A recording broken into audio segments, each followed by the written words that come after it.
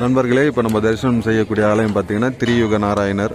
இந்த ஆலயம் எங்கே இருக்குன்னு கேட்டிங்கன்னா கௌரிகுண்டிலேருந்து ஒரு 15 கிலோமீட்டர், அதாவது கேதார்நாத் செல்றதுக்கு இருக்குது பார்த்தீங்களா கௌரிகுண்டு, அங்கேருந்து ஒரு 15 கிலோமீட்டரில் இந்த திரியுக நாராயணர் ஆலயம்னு இருக்குது. இங்கே என்ன விசேஷம்னு கேட்டிங்கன்னா, நாராயணர் வந்து பரமசிவன் பார்வதி தேவிக்கு கல்யாணம் செஞ்சு வச்ச இடம் இது.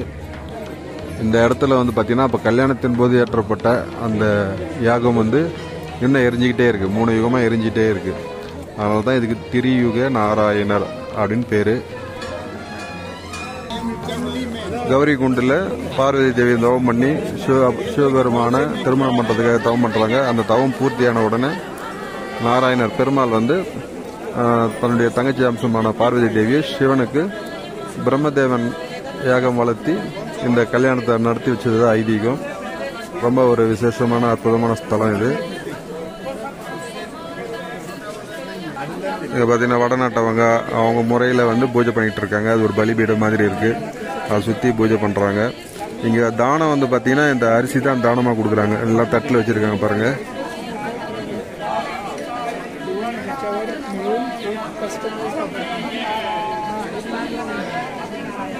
இந்த அரிசியை வாங்கி கோவிலில் தானமாக கொடுக்குறாங்க. அதுதான் இங்கே விசேஷம்.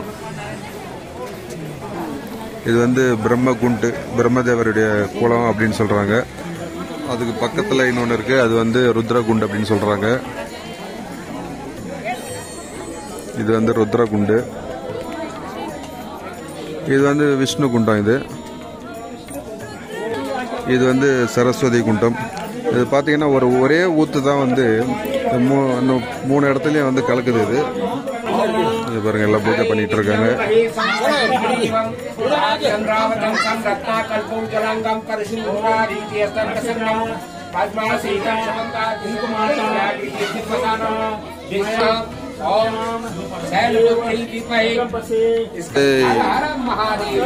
ஹரஹர மகாதேவ.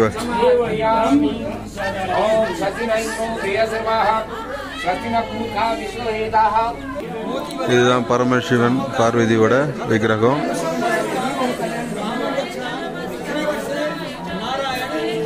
தம்பதி சகிதமாக இருக்காங்க. இந்த இடத்துல தான் கல்யாணம் பண்ணதா ஐதீகம்.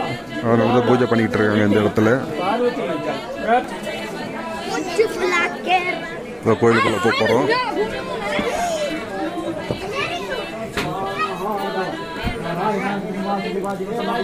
இதுதான் அந்த யாக குண்டம். 3 யுகமாக நடந்துகிட்டு எரிஞ்சிக்கிட்டு இருக்குன்னு சொல்கிறாங்க.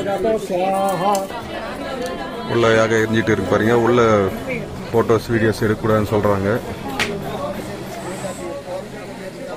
இந்த ஸ்தலத்தில் என்ன விசேஷம்னு கேட்டிங்கன்னா, திருமணம் ஆகாதவங்களுக்கு, திருமண தடை இருக்கிறவங்களுக்கு நம்ம ஊரில் எப்படி கோவில்களில் அதுக்காக சிறப்பு வழிபாடு பண்ணுறோமோ அதே மாதிரி இங்கேயும் அதுக்கு உண்டான வழிபாடுகள் பண்ணுறாங்க. விரைவில் கல்யாணம் நடக்குன்னு சொல்கிறாங்க. அதே மாதிரி தம்பதி ஒற்றுமை, அனைத்து மங்களங்களும் உண்டாகும் அப்படின்றதுக்காக இங்கே சிறப்பு பூஜைலாம் பண்ணிகிட்டு இருக்காங்க. ரொம்ப ஒரு அற்புதமான ஸ்தலம். பத்ரிநாத் கேதார்நாத் போகிறவங்க இங்கே கேதார்நாத் போகும்போது கேதாரீஸ்வரரை தரிசனம் பண்ண அப்புறம் வாய்ப்பு இருந்தால் இந்த திரியுக நாராயணன் ஆலயத்துக்கு வந்து போங்க. பக்கம்தான், கௌரிகுண்ட்லேருந்து ஒரு 15 கிலோமீட்டர். அங்கேருந்து இந்த சுமோ அந்த மாதிரி வண்டிகளை இருக்கிற லோக்கலில் இருக்கிற வண்டிங்களே வந்து போகலாம். ஏன்னா 3 யுகமாக அந்த யாகத்தீ எரிஞ்சிக்கிட்டுன்னு சொல்கிறாங்க. அதுவே ஒரு அற்புதம் தான் இங்கே.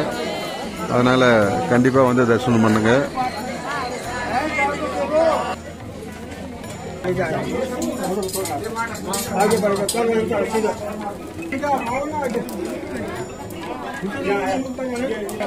மூணஸ்தலத்தில் பார்த்தீங்கன்னா நாராயணர், மகாலட்சுமி, சரஸ்வதி, பத்ரி நாராயணர், லக்ஷ்மி நாராயணர், இதுமாரி பல சன்னதிகள் உள்ளே இருக்குது.